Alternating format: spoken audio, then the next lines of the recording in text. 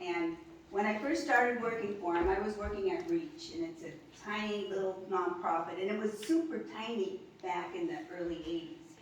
And we had just secured doing contract work with Voc Rehab, and it was a brand new job. This was like cutting edge. And Lee had contracted with our office to do an evaluation on one of his clients that were coming through. And sometimes, when you have people coming through with disabilities, you don't know, what kind of work they're gonna be able to do, or, if they're gonna be able to work. And so we tried them out on different jobs, and that was my job, was to try them out on different jobs, and I'd go out and I'd learn the job. Anyway, it was an important job.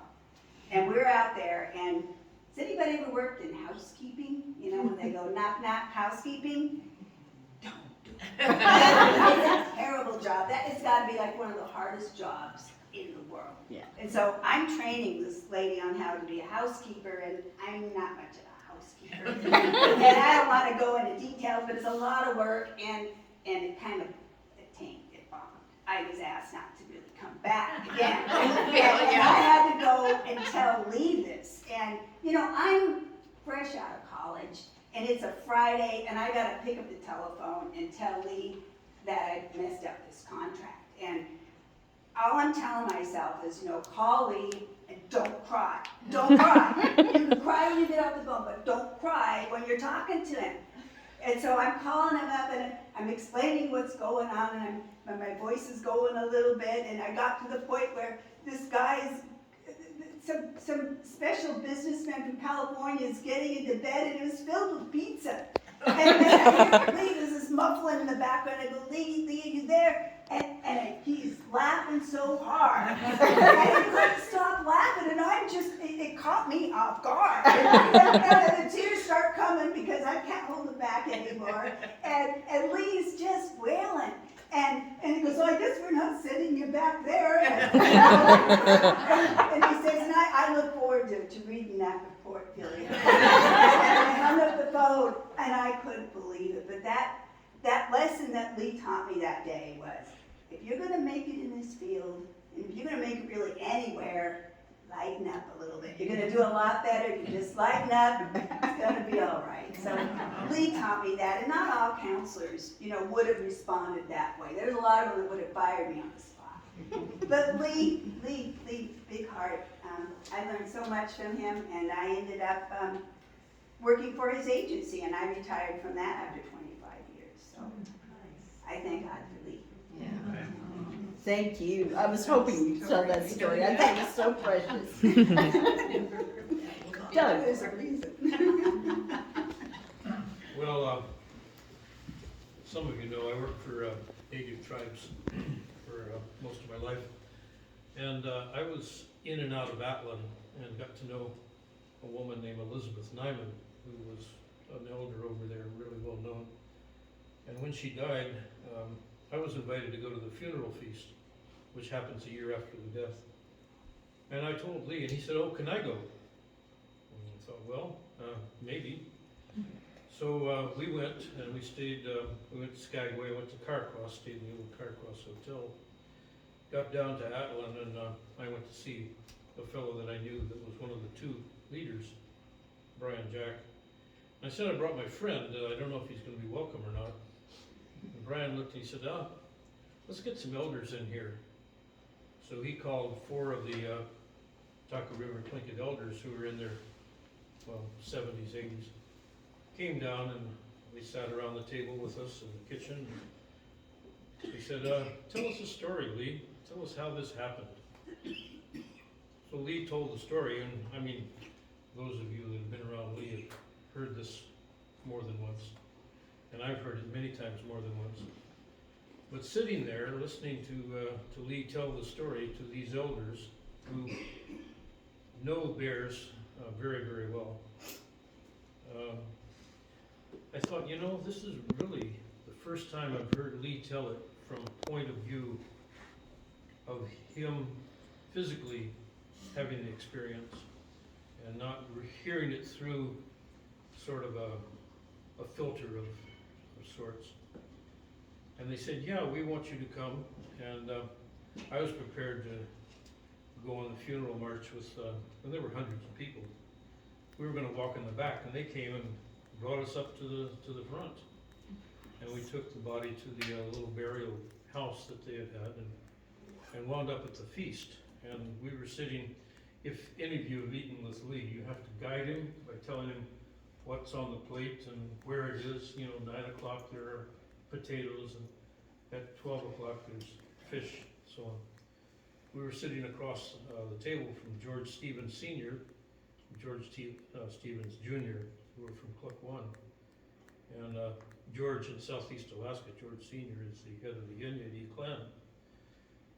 And so Lee was having a conversation with them, and I had to keep nudging him, eat.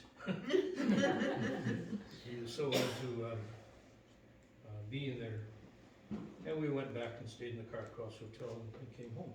And that was one of the things that I felt like I was able to share some of my life with him, and also he explained things. Lee was able to sense who he was speaking with very well, and he spoke so that they would understand. Anyway, that's the story. Thank you, Deb. Any other stories? Yes.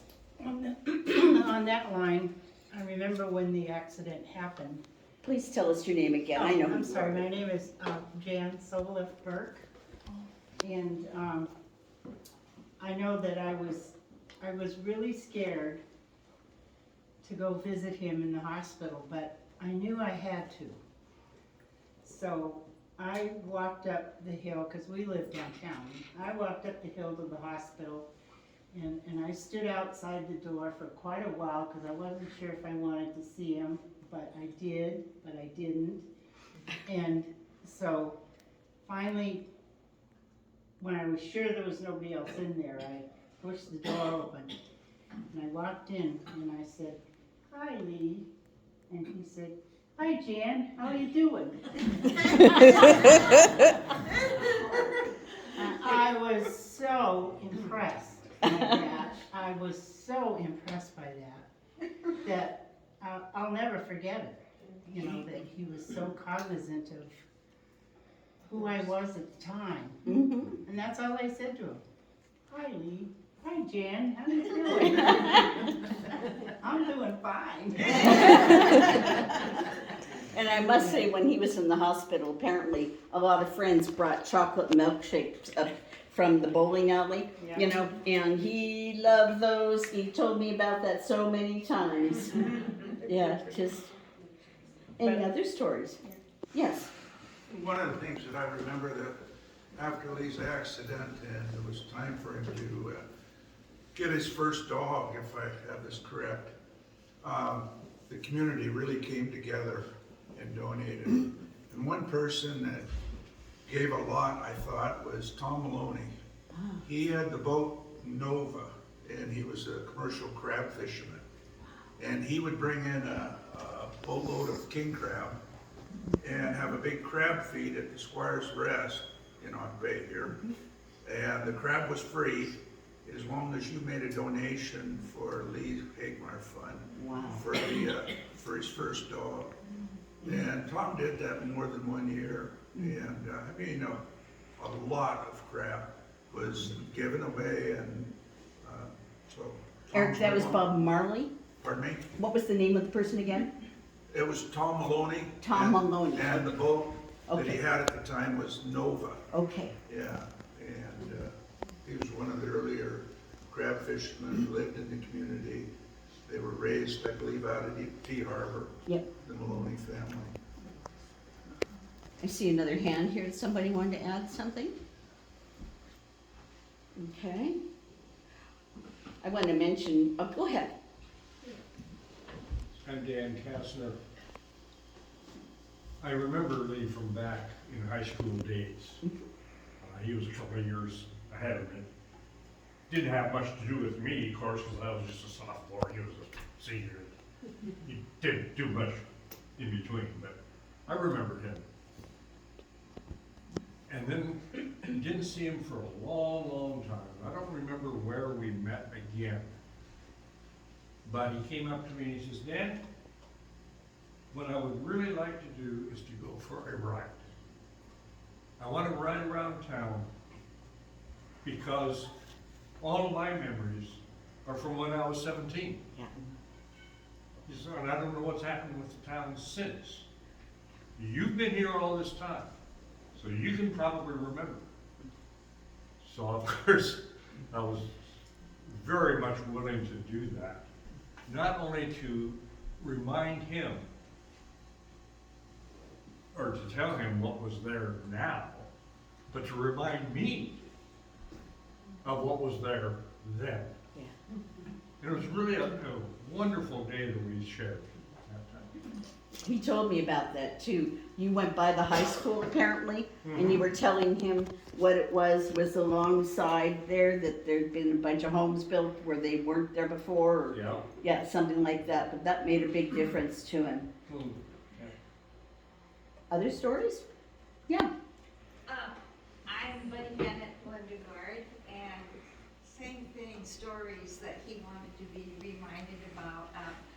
The year that Mert Charney was first elected as borough chairman, our first borough chairman, I had worked with him over at Highways in Douglas during my summers for my college days, and I was serving as secretary for Mert Charney that summer, and I encountered Lee, and we visited. We'd known through my father, who was a wholesale grocer out here, and he'd come out to DeHart's, and he'd be all over, So anyway, Lee and I would, on Wednesdays, we would have sack lunches, and we'd go over to the dock and sit across on the dock and switch stories. He'd catch me up with what was going on in Ock Bay, and I would switch and tell him what's happening in Douglas, and mostly, it's just the same thing. He wanted to remember. He wanted to remember things that had happened, even though I graduated in 65. He graduated 60, right? Okay, so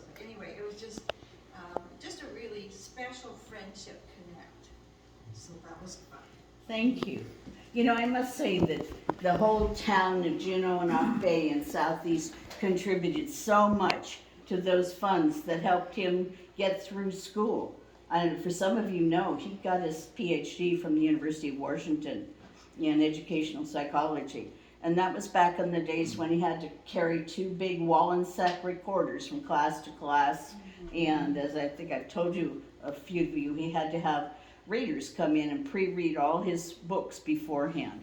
They were all female, so he ended up dating quite a few of them. But this town did so much for him, gave so much life to him and his family, and I just can't thank you enough. I want to tell you just a couple more things, and then we'll let you break for some bad music and other things. But by the way, the 2 songs that played here were chosen by Lee. The first one was the Walk Through the Forest, a traditional church song. And then the other one is a little less traditional, you'll notice.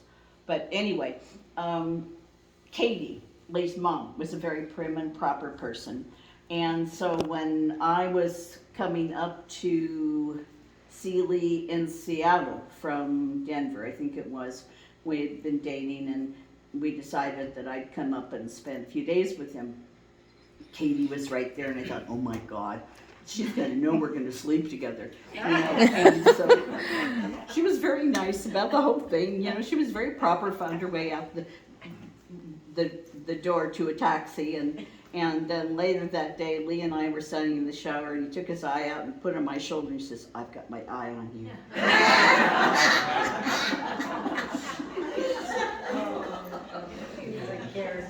He was a character. He was a wonderful person, and I thank you all so very much for all that you gave him. Can you play the other song?